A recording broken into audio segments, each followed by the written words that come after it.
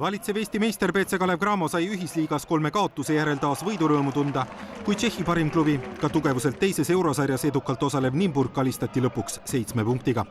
Kalev Cramo hoidis enamiku mänguajast eduseisu, võites poolaja 52-41 ja kasvatades parimal hetkel vahe teise poole alguses 13 punktile.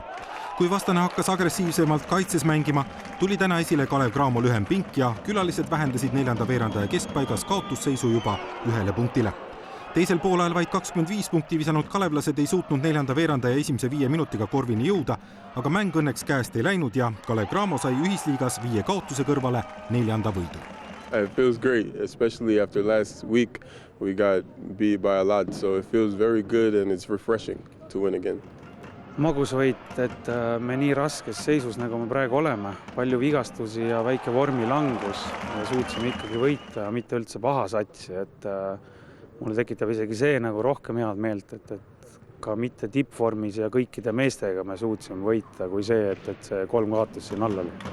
7 väljakul käinud Kalev Cramo mängijast tegid skoori 5 meest, kes kõik mängisid üle poole tunni. 5-4 Frank Elegar, Scott Machado, Gregor Arbet ja Roland Freimanis tõid meeskonna 77 punktist koguni 71. Elegar viskas 21 punkti ja sai kätte ka 15 lauapalli.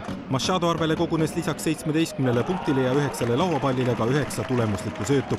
Arbet tõi samuti 17, Freimanis 16 punkti.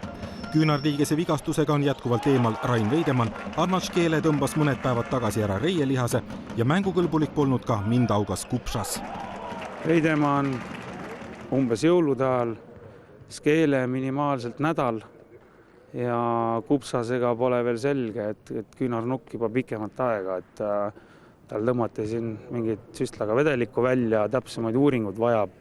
Halvemal juhul ka mitu nädalat, et seis ei ole, olenemata sellest võidust, seis ei ole lihtne.